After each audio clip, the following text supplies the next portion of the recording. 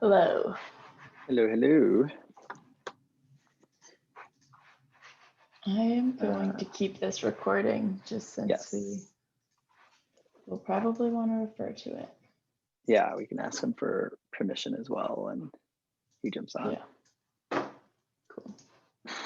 Okay, I'm going to look at your questions now. Can you pause for a quick second, the recording? Sure. Less about taking notes, and we can just, and Rosie's amazing at doing everything, but when we have these conversations, Rosie's always doing great to capture everything. Yeah, Rosie has, I don't know, there's sort of a savant-like quality to Rosie. She's very, I don't know. Yeah. Try to stay on top of it. Yeah, no, Rosie has leveled up our organization from week one. I mean, I think, and I hope you don't mind us just talking about you while you're here, Rosie, but when she started out, I think there was a concern that she had about really getting the domain knowledge of the industry and understanding the back end of things. And now she's a complete pro when it comes to, all things booking. And I knew she would get there. She came over from Box, and everything I know about onboarding people from Excel sheets to online, and, I knew she'd have it. So plus she's probably been in more shows than I have been, even with my time at Prism. So That's great. Rosie, you're awesome. Well, yeah, to keep it sort of a little bit more conversational. I mean, I know one of the things I'd like to understand and potentially share with people is sort of just what were you guys doing before Prism, and what prompted the move to take a look at Prism now versus in the past? Well, I mean, look, we were really at a place where we had started a work group inside of our company that was like, hey, we've got to get ourselves organized, because we had our, spreadsheets we were writing the offers on. We were using Basecamp for kind of project management. We had a box office set up. There was a PDF document, and some people were using Google Sheets, other people were using Airtable, and so on. And, this was before we ever interfaced with Prism. I think, like a lot of organizations like ours, it was like, okay, we really need a central, source of information, kind of the mother source. And we were out to a place where we had researched creating our own software, because our thought process was that, look, this is a pretty specialized business.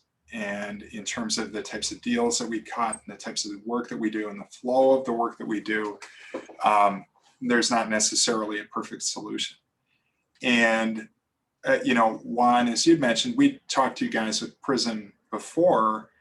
And I think we saw kind of an early version of it. And so I thought, well, what I saw was kind of a good calendar program, kind of did the things that it needed to do. But,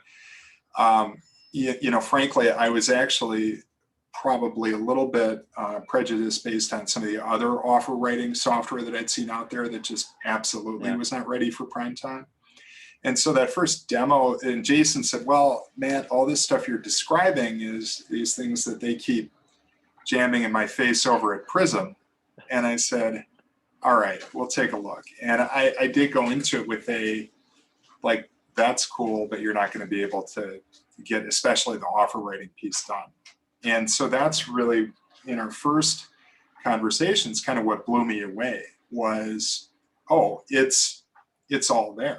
Like, in general, things like the diversity of deals that need to be cut in terms of how we think about categorizing expenses, in terms of how we think about having to share those things.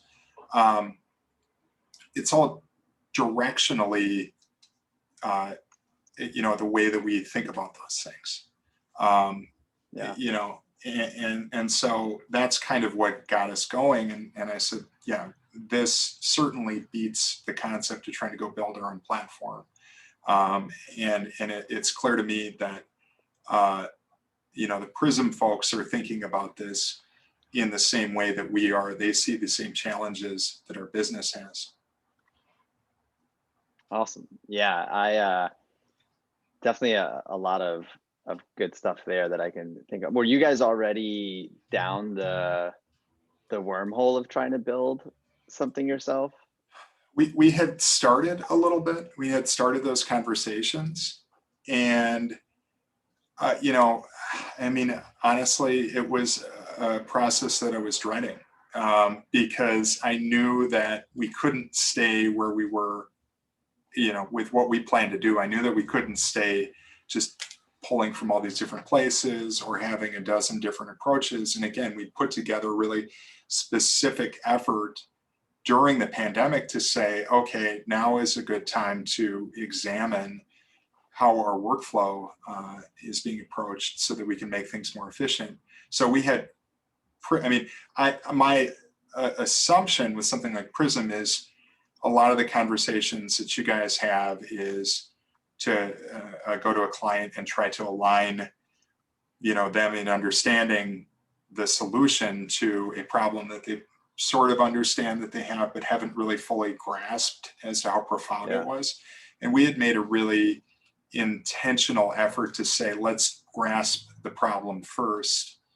And, you know, I think serendipitously we came, you know, Jason had the ongoing relationship with you guys that said, oh, well, yeah, this is a lot of the same stuff we're talking about. And it's really just getting the right stakeholders in the organization to kind of understand what's, you know, what's contained in the software.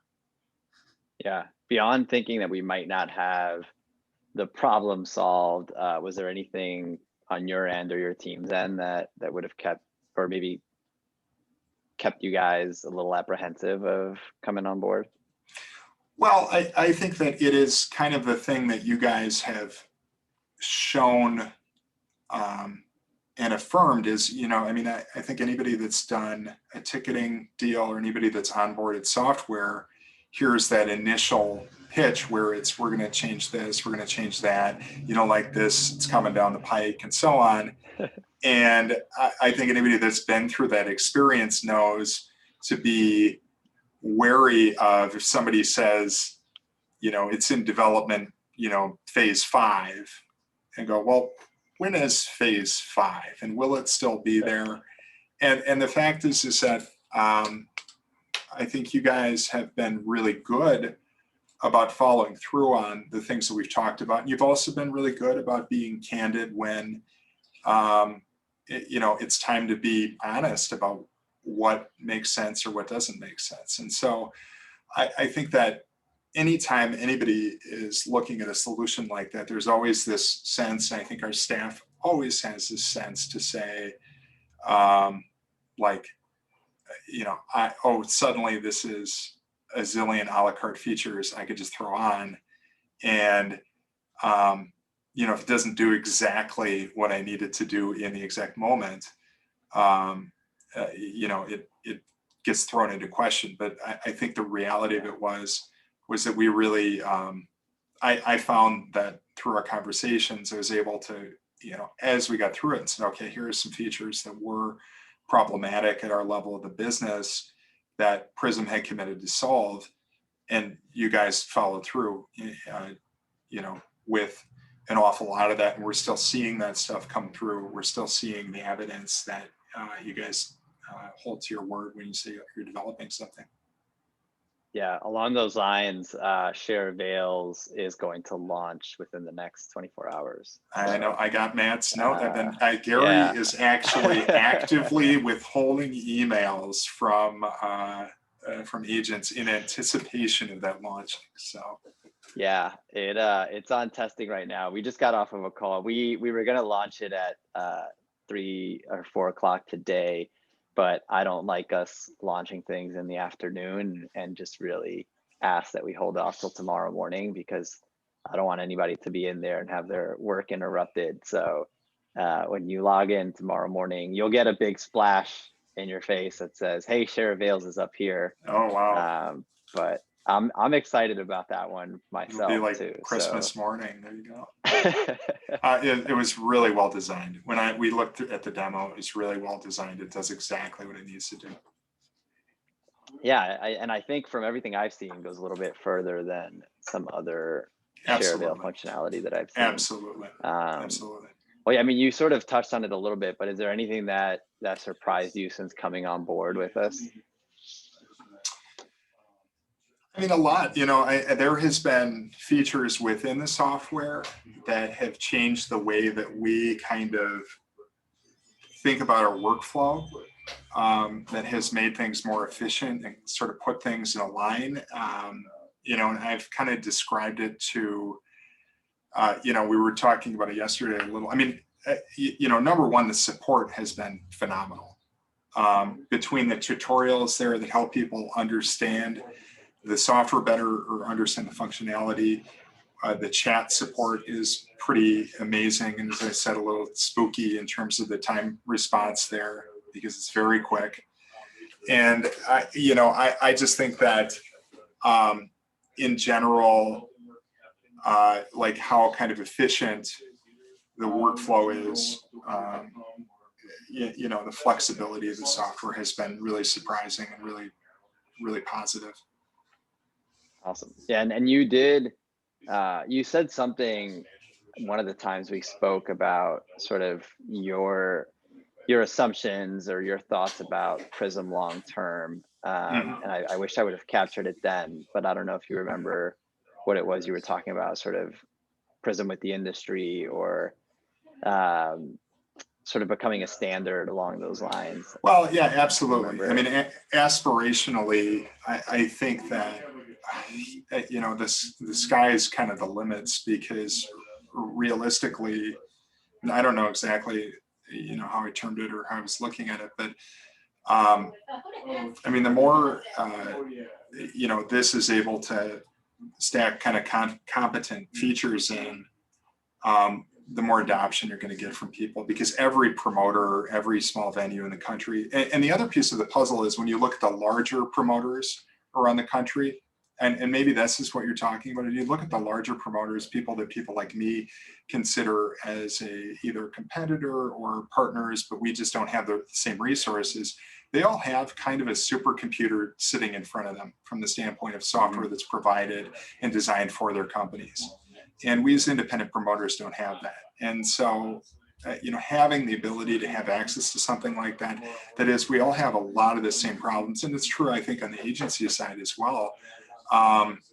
The ability to say, we don't need to go design a big piece of software, and we can have this same kind of quick access to data, quick integration, that sort of thing, I think really gives an independent promoter maybe an advantage that they didn't previously have.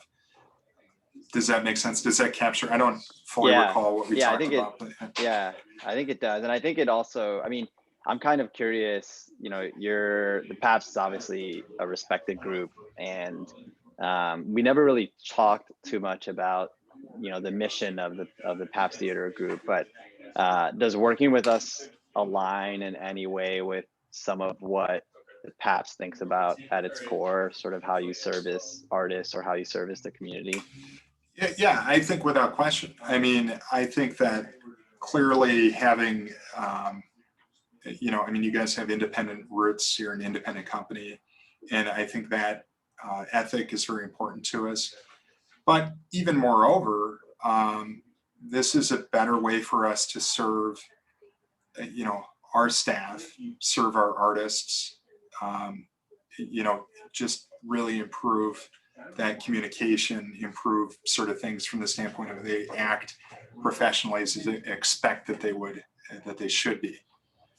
So in terms of serving the community, frankly, even if it was coming from a big corporation or one thing or another, I think that it's really important that we are putting ourselves in a position to have the same resources as the larger promoters, have the same resources, have the same access, have the same kind of connectivity, that it doesn't make us have to be scrappy all the time. I know that sounds kind of funny, but it's like, that's like the strength of an independent promoter is they're scrappy. And it's like, well, yeah. Or, look, if you could put yourself in a position to have really great strategy, access to really great tools, you don't have to spend so much time being scrappy, and you can actually look at things in an intelligent way and have some room and time to get distance to breathe from, those kind of like administrative issues or kind of inner communication issues, which really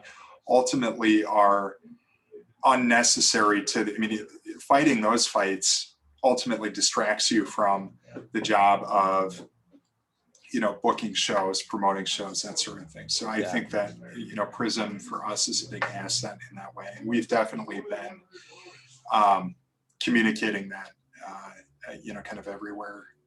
And again, the thing that to me makes me really optimistic about the future here is how open to feedback you guys have been, how the development has been the real deal. It has been something where, it's really clear that the software is put in place to work, not just to sign clients. And I think that that's underappreciated sometimes. Yeah, I did. Matt and I chatted a lot about sort of before you came on board and some of the skepticism that we felt, and we didn't take it personal because we do know, this is off the record, but we do know that a lot of other people do make promises on things that they're going to do just to get you to sign, and they'll give you a check and they'll do this and that. And so when we were talking about putting things to paper and saying, yeah, we'll deliver these things because they're important to us as well, it wasn't difficult for us to do that because we were going to do it. We're going to deliver. So I'm glad that you took that leap of faith in us. And I've seen it in action, especially even on a sort of red light, emergency situation where there was something that caught your attention there. So yeah, and I hope that thanks for not was, being shy. Well, I'm not sure. I mean, I think that those things are received. I think that was well received from the standpoint of the final outcome there. And, I think you're going to always find that when it comes to the process, I'm going to be, serious about what long-term makes sense, how a promoter's mind thinks, the things that we do. And before we get into that, I mean, this is just personally, like I think I mentioned this to you at the time, I actually called a few promoters that I know to go, let me just check my premise to make sure this isn't just how my stupid mind thinks, and make sure that this is an asset to everybody. And I think you guys received that well, and I think it made sense. Yeah, no, we appreciate that. I think, we acknowledged, although it wasn't worded the best way in the initial call, we did acknowledge that it was something that needed to get corrected. So I was happy to see that addressed quickly in myself. So, well, yeah, I mean, the only other question I have is just how, and then I don't know, Rosie, if you have anything else too, but how implementing Prism was compared to either other changes you made during the pandemic or any other changes you've made as an org. Well, I can't speak enough to how positive the onboarding and training process was, and how patient Rosie was with our staff, and how every single training was customized to the team as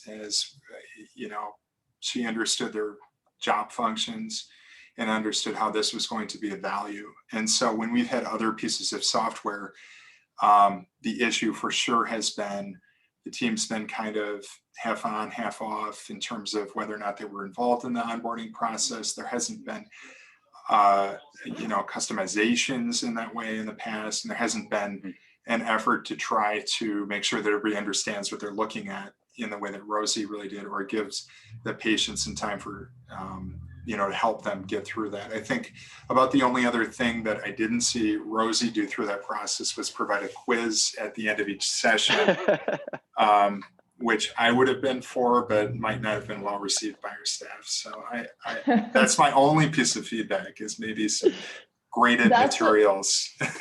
Yeah, that's what we did. Juan and I went on site to onboard Mammoth, and I was like making people go up to the board and like we had it on a display, and I'd be like, okay, so then how do you add an adjustment? I want to really make sure comprehension is there. I've Yeah. had to do that. Yeah, I sent an email Yeah. today. Somebody said, "Where is my budget?" I was like, "Go into fucking Prism right now. Don't send me any more emails until you do." Oh yeah. Yeah, the great part about that was that Josh Hunt was, he was sitting in the back of the room, but he jumped up and was like, I'm answering this one. Like, this is important Yeah. for all of you to know. So he did a good job setting the tone. So let's get some graded materials into the training. So I think that's something just to You know what though? It might not be a bad idea to have us incentivize teams at the end of it all, and maybe throw like an Amazon gift card or something. I totally, you know because- what, we should have done that. That's a good point, actually.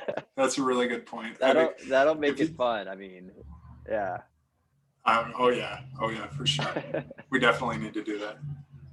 Yeah, Rosie, did you have anything, any questions you had or wanted to capture? Let me think. There was one thing that you said about how, I'm trying to remember it, and I did take a note of this before, but it was like about how the flow of information goes in Prism, of how like now your talent buyers don't necessarily have to do like every single piece of like the settling process. Can you talk about that again, and like maybe just specifically what you meant by that? Totally, it frees up our staffing. It frees up our staffing in a big way, because now I don't need somebody front to back who is, organically versed in the deal, who is there from the onset, to make sure that the night of show, when we get into a settlement situation, that there might be some miscommunication just from the standpoint of, hey, I sent you a spreadsheet and a cell didn't populate the right way, or one thing or another. And these are big issues, because what it does is it frees up our professionals to do the work of professionals in many cases, and where they can carry that organizational knowledge to the settlement without necessarily needing to be present. I can put somebody who is competent and trusted in that place, and not expect that they need to necessarily have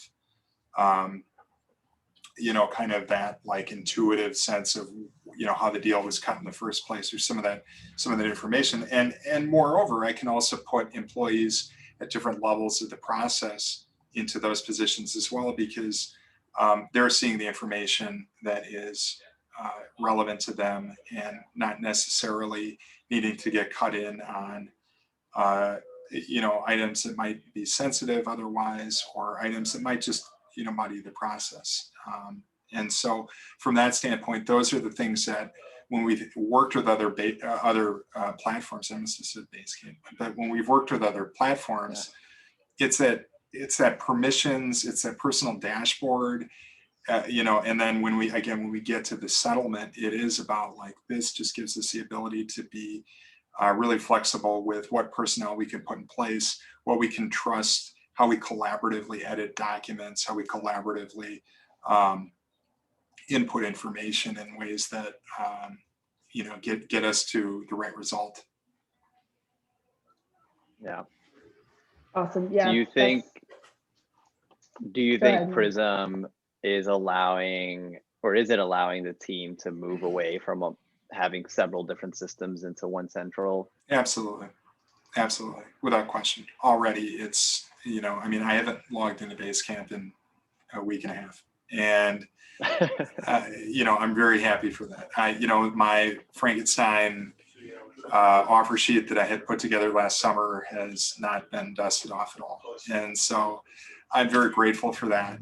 We're setting up shows now, and it's based on confirmations, and people have the information. It's right there. They get the update. I don't have to go digging through my email. It's no sweat. So, I think from the standpoint of those additional systems that we're working with, a lot of that stuff has really been streamlined, and we're really, we're very pleased with it.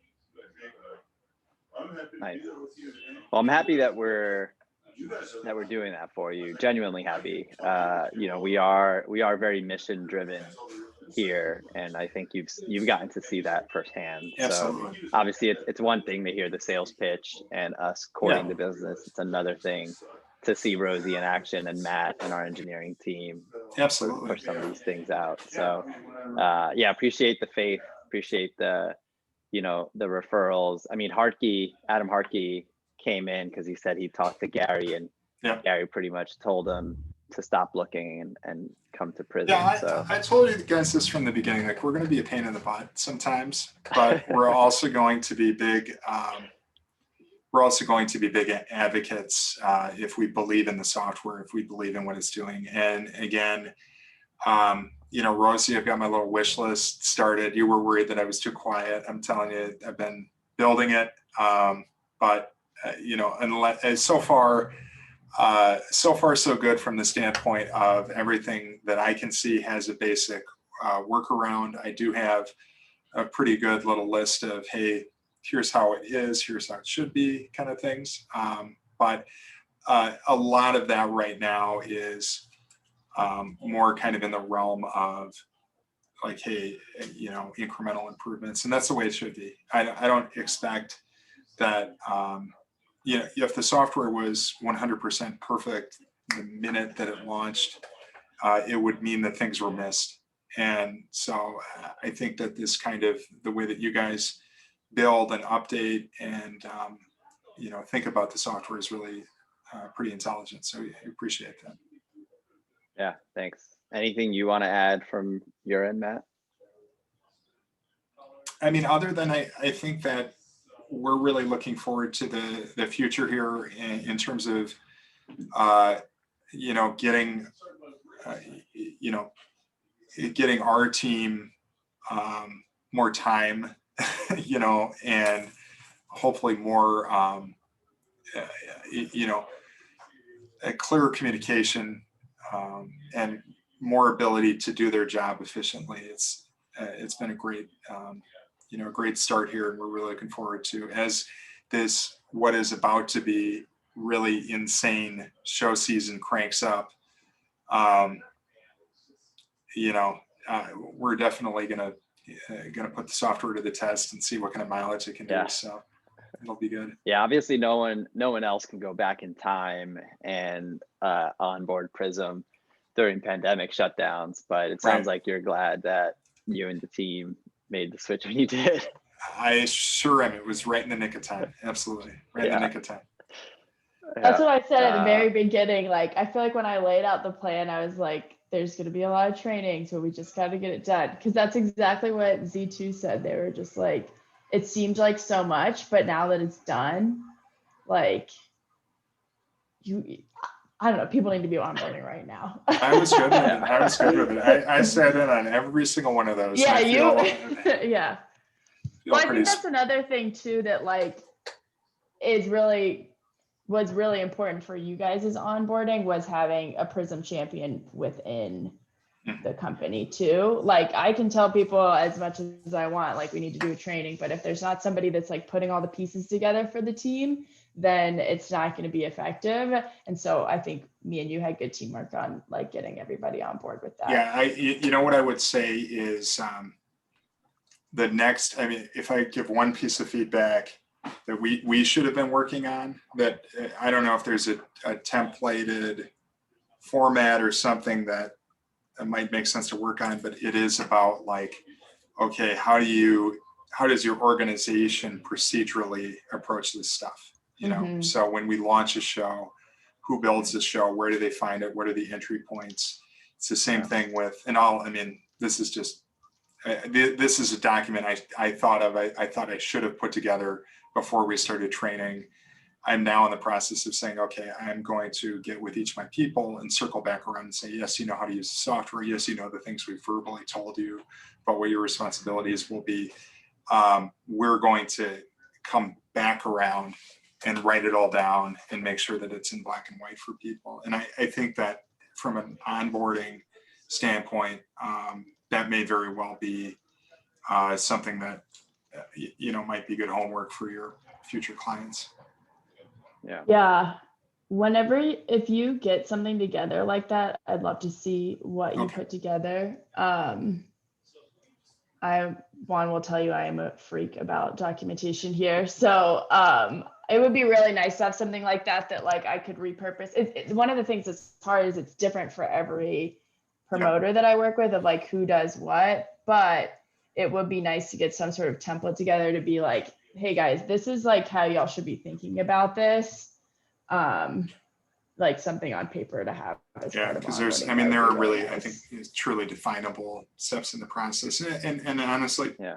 those are some of the weird little idiosyncrasies that we think about, like the things we were talking about today, where like there's nowhere really on the offer to write in like show times. We have run of show, it doesn't populate into the offer. We have merch rate, it doesn't populate into the offer, or we put merch rate in the terms, but then somebody on the bar side needs to know merch rate because they're going to be settling it. Those kinds of things that I think might help you guys craft to permissions as far as how we understand where we see things.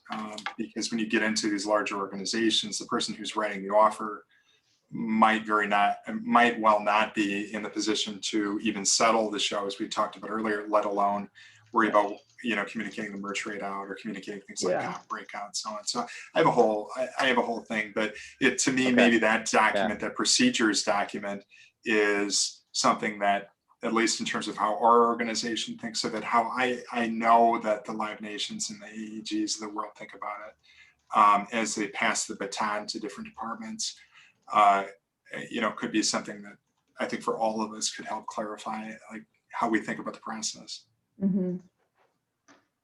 Awesome. Yeah, that feedback will be invaluable to hear. We actually, Rosie and I were Rosie especially was just advocating, or was it Evan, for the expiration dates of contracts to surface up on offers, and merch rate's another one that I personally feel strongly about getting on there as well. And merch, showtime, number of shows, those are on the offer writing process. Those are my pinch points right now. There's workarounds for all of it, but those are definitely like things that intuitively feel like they should be there.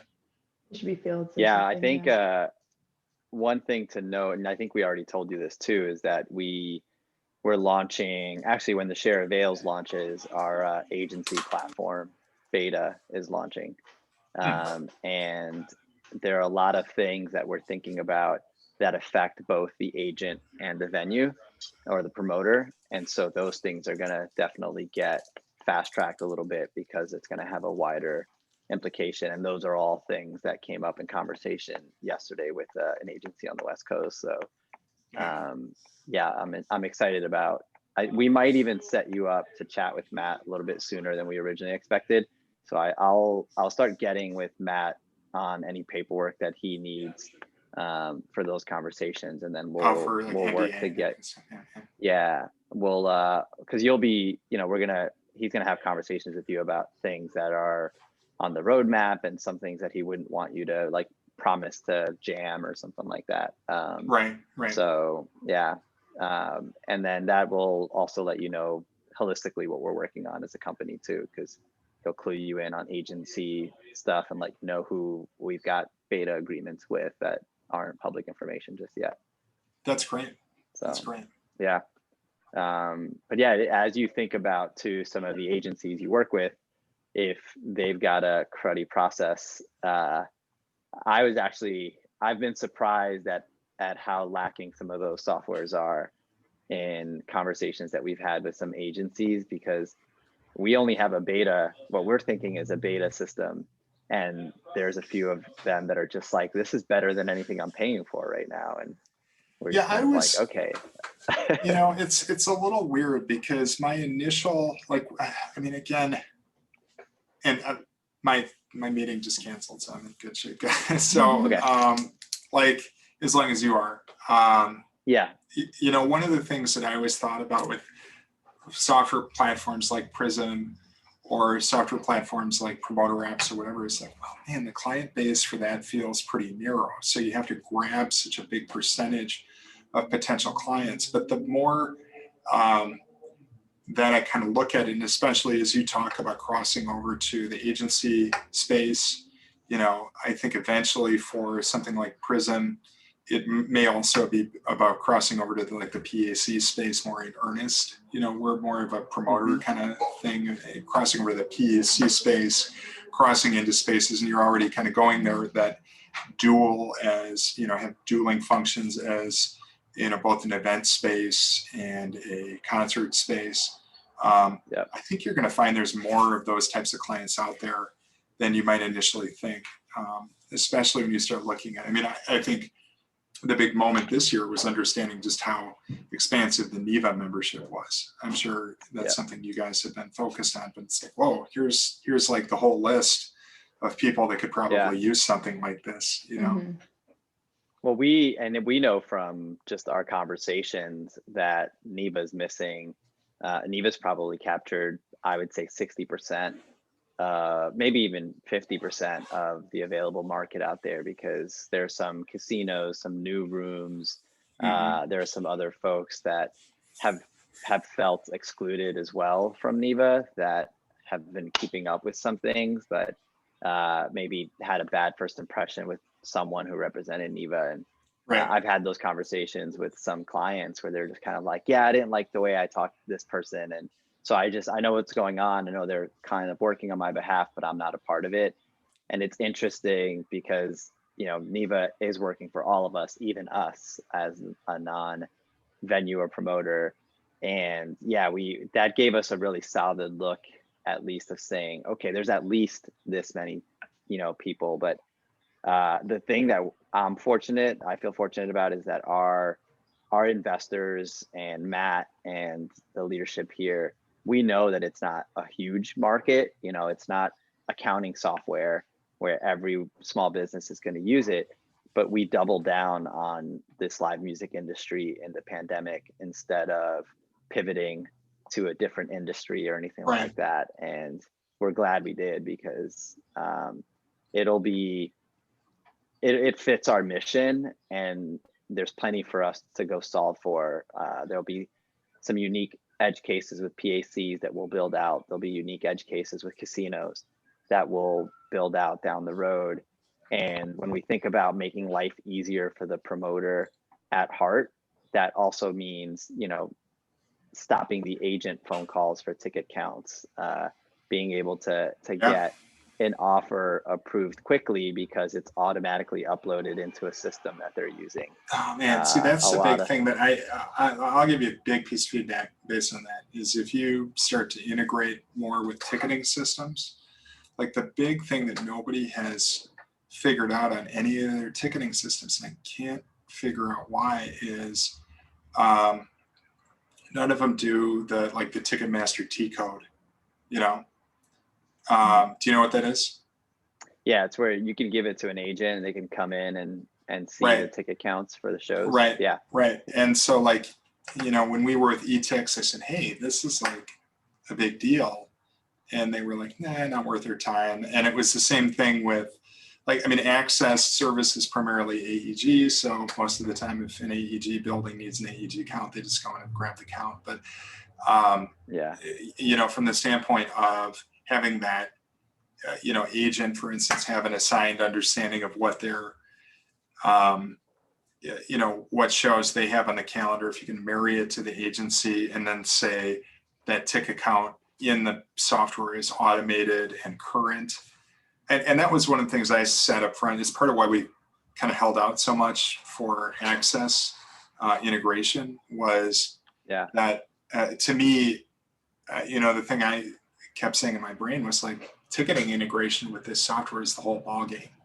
Like that's the whole ballgame, is the ability to say, our teams can go on and get that kind of live information without a ton of additional administrative work, without having to have it be a printout that's hanging on somebody's wall, in a way that can be easily manipulated against the other relevant information that the ticketing system doesn't give you, or in some cases it's too intimidating or sophisticated for some of our employees to just go get a simple piece of information, Yeah, I think, aspirationally, we do hope to solve for that in some way, which will somewhat make the Ticketmaster T code irrelevant, but it'll allow we at first were just releasing a standalone thing that's for agents, and down the road, we hope to be able to use some of the technology that we've already implemented with shared holds and instant holds, and be able to have you choose what an agent sees from a show, and even a manager or the artist. And so down the road, we'll have something that it'll be ubiquitous for the industry. So when the show is booked and confirmed, everyone involved sees exactly what they need to see without it being recreated 5, 6, 7 times over. Yeah, and we can all agree, we can stop, emailing each other so much, until we see something in the system we don't like, and then and then it's a screaming phone call. Yeah. Yeah. Well, Matt, super appreciate you taking the time and the kind words, and the honesty. We've got a marketing agency we work with, so we'll send them this, and this will stay between us and them, and then we'll draft something up and get it your way, hopefully before the end of next week. But great. Well, I appreciate you guys' patience with us, and we're definitely, like I said, we're definitely enjoying getting a product rolling in our world, and it's been pretty great so far. So we're very happy. Yeah, awesome. Are any of you planning to go to Polestar at all in June? I think so. I'm sorry. Yeah. We don't normally go. No. So yeah, this year would be quite the year to go. Yeah, I think next year with NevaCon, it'll probably remove all the independents from Polestar. Although AIBA has already sort of taken a big share away from folks going to Polestar. So I'm looking forward to that one happening. We do very few of those conferences. I hate to say it. I mean, I make it out to LA once a year, and make it out to New York every couple of years. Other than that, we're kind of sitting in the cockpit here, kind of moving along. But maybe later, maybe another time we will. Yeah. Well, I'm hopeful that Rosie and I can shoot up there before a year from now and see you and the team in person. So come on a show night. Come on a show night. Yeah, Rosie, I think we'll just have to do that just for client relationship. So. Oh yeah, I already plan to look at y'all's calendar and get up there. Rosie has to come do the ghost tour. That's what it was. Yeah, I want to do the ghost tour. Yeah, definitely. It's got to be one where there's a custom cheese carving that we can take a quick peek at. Yeah, the cheese sculpture, right? Yeah. Yeah. So well, maybe we'll see one of those in person. Okay. I hope you guys both eat dairy. That's the. All right. Well, we'll chat soon, Matt. Thanks so much. All right, great. Take care. Yeah. Thanks. Talk to you later. Bye-bye. Bye.